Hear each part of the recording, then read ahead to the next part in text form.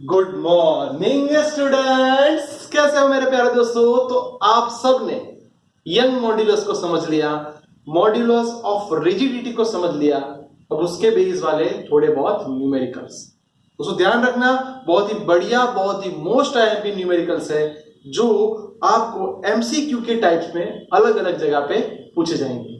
देखते हैं दोस्तों, पहली बात, एक लीड स्केल है, उसमें लेंथ एंड ब्रेड्थ दी हुई है। इसका मतलब आप उसका एरिया फाइंड कर सकते हो। एरिया मतलब L into B. L 50 centimetre. दोस्तों याद होगा, सेंटीमीटर का मीटर में कन्वर्ट करना पड़ेगा, डिवाइड बाय 100 यानी 0.5। बिल्कुल यही 10 सेंटीमीटर का 0.1। दोस्तों मैं इसको ऐसा लिख दूं, 5 इंटू 10⁻⁻² मीटर स्क्वायर, यानी हमारा एरिया हो गया। बस अब याद करो क्या था फॉर्मूला। फॉर्मूला था shearing modulus G is equal to sigma by epsilon S. Sigma tangent force या tensile force by area, delta x by L. दोस्तों यहां पे आप थोड़ा अच्छे से लिखिए, थोड़ा मॉडिफाई कीजिए। एफ टी, एल ऊपर आ जाएगा, ए डेल्टा एक्स। अब दोस्तों डेल्टा एक्स को सब्जेक्ट बनाइए, so delta X is equal to F T L A G. Calculate करिए दोस्तों, एफ टी का मतलब क्या है, तो एफ टी मतलब 9 इंटू 10⁻⁴। एल लेंथ कितनी है, आपने अभी पढ़ लिया 50 सेंटीमीटर यानी 0.5। दोस्तों 0.5 की जगह मैं लिखूंगा 5 इंटू 10⁻⁻1। एरिया आपके पास रेडी है 5 इंटू 10⁻²। जी शेयरिंग मॉड्यूलस आपके पास रेडी है 5.6 इंटू 10⁹। कितना अच्छा काम हो गया दोस्तों, ये 5 कट हो गया। यहां ध्यान से देखिए, 9/5.6, 9/5.6। अब गलती मत करना, पावर को समझना। 4 में से 1 जाएगा तो 3 बचेगा, 9 में से 2 जाएगा तो 7 बचेगा। यानी मेरे पास इसका आंसर, इसका रेशियो दोस्तों मैं ऐसा बोलूं कि 1.6 आ रहा है अप्रोक्सीमेटली, तो 1.6 इंटू 10⁻⁴ मीटर, जो हमें चेंज इन लेंथ मिल जाएगी। कोई बोले नहीं सर सेंटीमीटर में लाओ, तो 1.6 इंटू 10⁻² सेंटीमीटर। कोई बोले नहीं सर mm में लाओ, तो 1.6 इंटू 10⁻⁻1 मिलीमीटर, यानी 0.16 mm। तो बहुत ही बढ़िया हो गया कि ऐसा कोई भी न्यूमेरिकल्स अगर हमारे एग्जाम में आ रहा है तो हम इसको जल्दी से जल्दी सॉल्व कर पाएंगे। तो पहली बात क्लियर।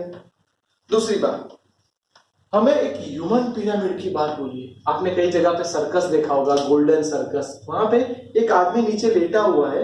ऐसे हम सोच रहे हैं एक आदमी ऐसे लेटा हुआ है और उस पे एक टेबल है, वहां पे अलग अलग ऑब्जेक्ट या आदमी को रखा हुआ है। तो उसके बोन में कितना चेंज होगा सर, यानी बॉल टूट भी सकता है या अगर हैवी लोडेड होगा तो एक काम करो, इसका मतलब आपको उसका फाइनली मास चाहिए, उसने कितना मास कैरी किया है। तो टोटल मास आपको दिया है, ह्यूमन, पर्सन, टेबल सबके साथ का मास दिया है 280 kg। अब वो उसमें इंक्लूड है, पर आपको सही मायने में मास चाहिए, तो m dash is equal to total mass minus human mass, क्योंकि वो तो लेटा हुआ है तो उसका मास कंसीडर नहीं होगा।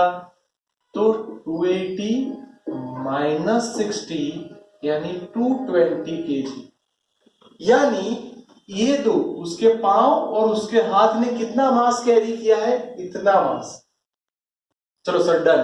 तो एक काम करो ना, वेट फोर्स फाइंड कर दो।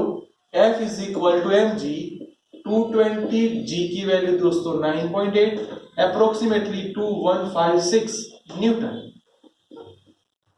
चलो फोर्स मिल गया, पर दोस्तों मैं यहां बोलता हूं कि ये आपका सही मायने में फोर्स नहीं है।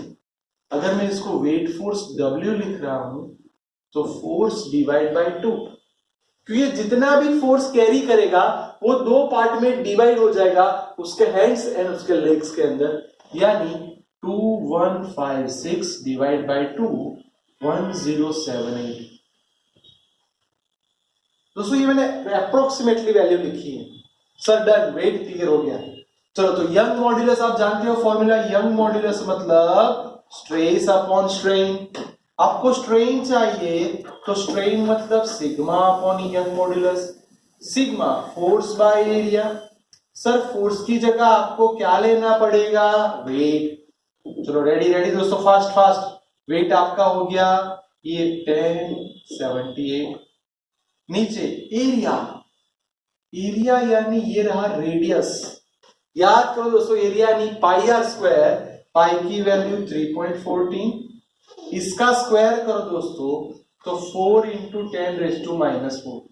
गलती ना हो इसलिए यहां पे साइड में नोट डाउन करते हैं, एरिया मतलब pi R square. Clear. Sir Young modulus कितना था, तो यंग मॉड्यूलस था 9.4 इंटू 10⁻⁹। दोस्तों आपके साथ ये वैल्यू और ये वैल्यू आ गई, बाकी सबका फटाफट सिंप्लीफिकेशन कर दो तो आपको मिल जाएगा epsilon L is equal to, इसको दोस्तों मैं अप्रोक्सीमेटली 9.1 इंटू 10⁻⁻⁵। देखो दोस्तों कितना कम वैल्यू आया, यानी ये बहुत ही कम वैल्यू आई हमारे लिए। तो सर एप्सिलॉन एल तो मिल गया, अगर उसके साथ मेरे को बोले कोई चेंज इन लेंथ कितना हो रहा है तो डेल्टा एल फाइंड करना पड़ेगा। ये 9.1 इंटू 10⁻⁵, एल को सामने ले जाओ, so L into 9.1 10⁻⁵। Length 50 centimetre, 50 centimetre यानी 0.5। याद करो विदाउट कैलसी करना है तो 1/2, 9.1 10⁻⁵।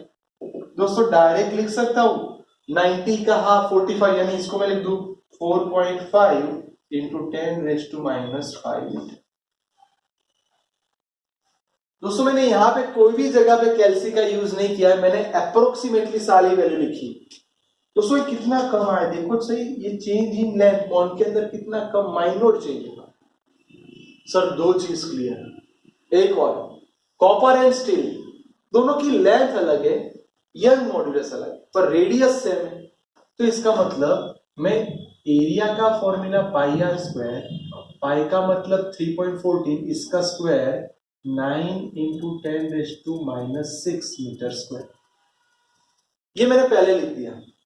अगर अब मजा आएगी दोस्तों, यंग मॉड्यूलस का formula y is equal to sigma upon epsilon L, force by area, epsilon L delta L by L.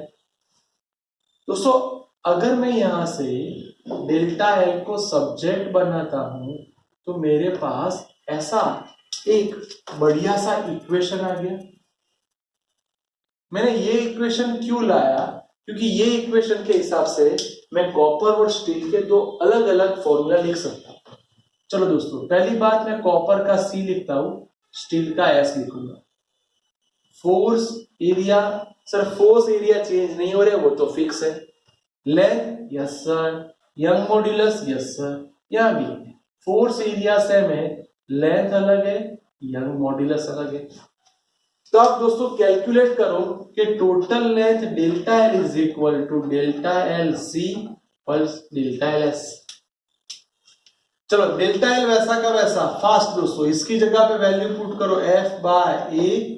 दोस्तों हर एक में से ये एफ बाय ए कॉमन निकल जाएगा, मेरा काम हो गया F by A common, L by Y, L by Y. Yes sir, अब मैं इसके हिसाब से बहुत ही बढ़िया काम कर सकता हूं। मेरे को चाहिए क्या, फोर्स चाहिए, तो डेल्टा एल ए फोर्स, यहां पे पहले ऊपर लेंथ है, नीचे यंग मॉड्यूलस है। दोस्तों बस अब सारी वैल्यू पुट करो, आप आंसर के बहुत नजदीक हो। टोटल लेंथ में कितना चेंज हुआ, 0.7 मिलीमीटर, मिलीमीटर यानी 10⁻⁻3। एरिया, सर आपने लिखा है एरिया, फटाफट लिख देते 3.14 इंटू 9 इंटू 10⁻⁻6। फोर्स तो हमें ढूंढना है। मजा आ गया सर, फास्ट। कॉपर की लेंथ 2.2, यंग मॉड्यूलस 1.1 इंटू 10⁻11, इसका लेंथ 1.6, यहां पे यंग मॉड्यूलस 2 इंटू 10⁻11। अब दोस्तों मैं ऐसा बोलूं कि इसको भी ऐसा ही रखो, चलो ये 0.7, ये 3.14, ये 9। सिंपल दोस्तों, ये दो पावर को मैं ऑब्जर्व करता हूं तो 10⁻−9 हो जाएगा। मैंने क्या सोचा, यहां से f को कुछ नहीं कर रहा, 10⁻11 को कॉमन निकाल दो, विदाउट कैलसी कर रहा हूं दोस्तों। तो ये हो गया मेरा अप्रोक्सीमेटली 2 और ये मेरा हो गया 0.8। तो अब मैं अगर दोस्तों f को सब्जेक्ट बनाता हूं तो देखो कितना, ये तो कुछ करना ही नहीं है, 0.7, 3.14, 9, 10⁻−9। अब देखना ये ऊपर जाएगा तो 10⁻11, इन दोनों का एडिशन नीचे आएगा यानी 2.8। दोस्तों इन दोनों को छोड़ के आप फटाफट रफली कैलकुलेट करो, आपका आंसर 1.8 के नजदीक आ जाएगा। सपोज 1.76 आया, 10⁻² न्यूटन, यानी अप्रोक्सीमेटली इतना आंसर आपका आना चाहिए। ध्यान से देख लो दोस्तों, मैंने आपके लिए तीनों बहुत ही बढ़िया न्यूमेरिकल्स पक्के करवाए जो सबसे ज्यादा एग्जाम्स में लगातार आते हैं, जिनको आपको पक्का करना पड़ेगा। ये तीनों के तीनों मोस्ट IMP न्यूमेरिकल्स है दोस्तों।